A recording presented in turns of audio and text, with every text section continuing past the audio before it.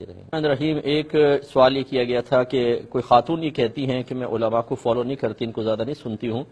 وجہ اس کی یہ ہے کہ انہوں نے کہا کہ میں نے سنا ہے کہ بروز قیامت سب سے زیادہ جہنم میں عالم جائیں گے، تو اس لیے ان سے فتویٰ وغیرہ میں نہیں لیتی، نہ لینا چاہیے وغیرہ، جو مجھے سمجھ میں آیا میں عرض کر رہا ہوں۔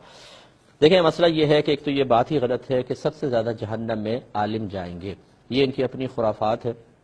جو ان کو ذہن میں آ گئی ہے، اور یہ نحوست اسی وقت ہم پر مسلط ہوتی ہے جب ہم ایسے لوگوں کی صحبت میں رہتے ہیں، ایسے لوگوں سے رابطے رکھتے ہیں کہ جو زیادہ صاحب علم نہیں ہوتے، اور وہ جھوٹی روایات اور سنی سنائی باتوں کو بنیاد بنا کر اس پر اپنے اعمال، اپنی سوچ، اپنے فکر کی بنیادیں رکھتے ہیں اور اس پر پورا ایک لائحہ عمل تیار کرتے ہیں۔ ان کی محبت، ان کی نفرت انہی مطلب فرسودہ قسم کی، بےہودہ قسم کی باتوں پر موقوف ہوتی ہے، تو پھر ٹھوکر تو کھانی ہے۔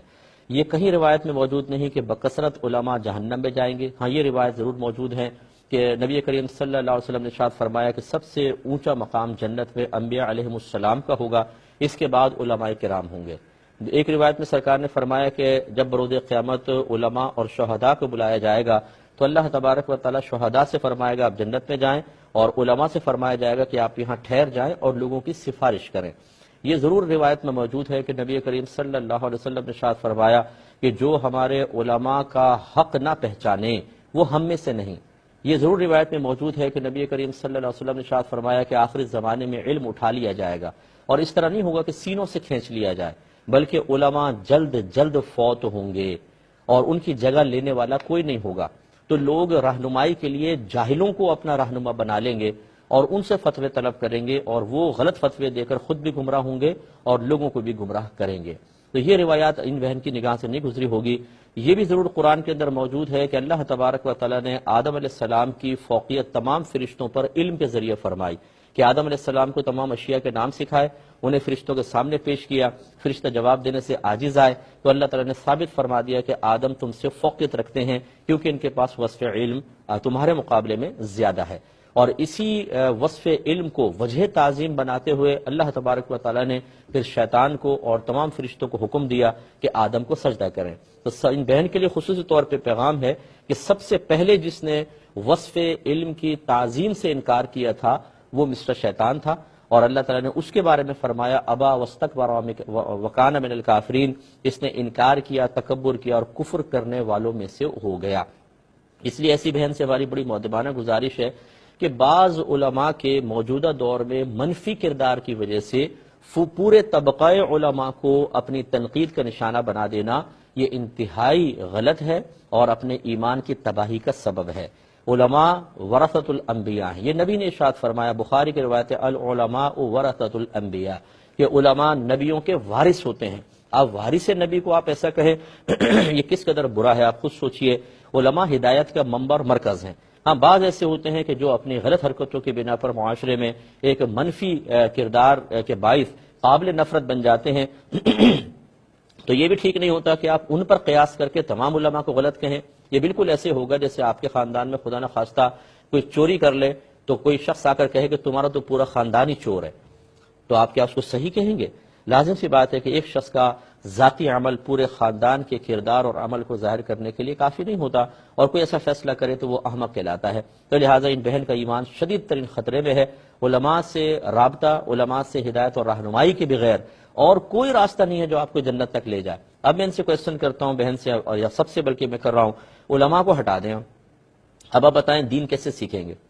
کہ آپ ڈائریکٹ قرآن سے سیکھ سکتے ہیں، حدیث سے سیکھ سکتے ہیں؟ اگر آپ سیکھنے کے جائیں گے مفتی گوگل پر بیٹھ کے آپ سرچ کر لیں گے، آپ کا رب آپ سے فرما رہا ہے فَاسْأَلُوا أَهْلَ الذِّكْرِ إِن كُنتُمْ لَا تَعْلَمُونَ، اگر تم نہیں جانتے تو اہل علم سے سوال کرو۔ یہ تو اللہ نے فرمایا، یہ نہیں فرمایا نہیں جانتے تو انٹرنیٹ پہ بیٹھ جاؤ، نہیں جانتے تو حدیث کھول لو، نہیں جانتے تو قرآن کھول لو۔ اللہ تو فرما رہا ہے اہل علم سے رجوع کرو۔ جب اہل علم سے رجوع کرنے کا حکم دے رہا ہے تو اس کا مطلب ہے چونکہ قرآن قیامت تک کے لیے ہے، اس لیے قیامت تک ایسے اہل علم پیدا ہوتے رہیں گے جو لوگوں کی رہنمائی کا فریضہ سر انجام دیتے رہیں گے۔ تو آپ نے کیسے مطلقاً کہہ دیا کہ علماء کی طرف جانا بیکار ہے؟ اب یہ خود سوچئے جب ماں کی حالت یہ ہوگی تو ان کی اولاد کی حالت کیا ہوگی؟ یہ تو بدرجہ اولیٰ اپنے بچوں کو روکیں گی۔ اس لیے اچھا ان کی سوچ کیوں بن گئی، یہاں پہ بھی ایک اشارہ میں کر دیتا ہوں، اس میں ماں باپ کی تربیت کا بھی بڑا قصور ہوتا ہے۔ جب ہم اپنے بچوں کو دین سے روکتے ہیں اور بچے بعد میں نا تجربہ کاری کے ساتھ دین کی طرف آنے لگتے ہیں تو اسی طرح کے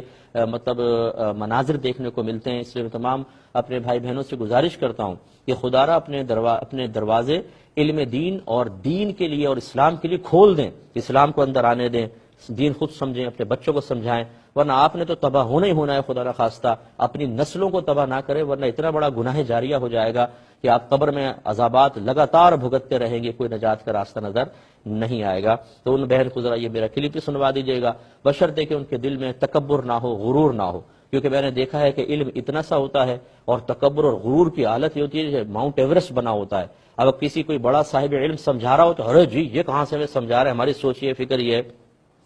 اب آپ یہ تو سمجھ لیں جو نبی کریم کے دور میں کفار تھے ان کی بھی تھنکنگ ایسی ہی تھی۔ میں ماد اللہ بہن کو ان کے ساتھ کافر نہیں کہہ رہا ہوں، لیکن سمجھا رہا ہوں کہ ایک مشابہت نظر آتی ہے کہ جب نبی اپنے زمانے میں لوگوں کو سمجھاتے تھے وہ بھی کہتے تھے جی ہم تو نہیں سمجھتے ہیں، آپ تو ہمارے جیسے انسان ہیں۔ ان کا تکبر غرور نبیوں کی طرف سے آنے والی ہدایت سے ان کو روک دیا کرتا تھا۔ تو کیا ان کا انجام ہوا؟ قرآن اٹھا کے پڑھ لیں۔ اسی طرح جو صحیح علماء ہیں، اچھے علماء ہیں جو ہدایت کا فریضہ سر انجام دے رہے ہیں، اپنے ہزارہ ذاتی مفادات کو قربان کر کے دینی مفادات کو فوقیت دیتے ہیں، وہ بھی آپ کی نظر میں نہ جچیں تو پھر آپ ہدایت حاصل کیسے کریں گے؟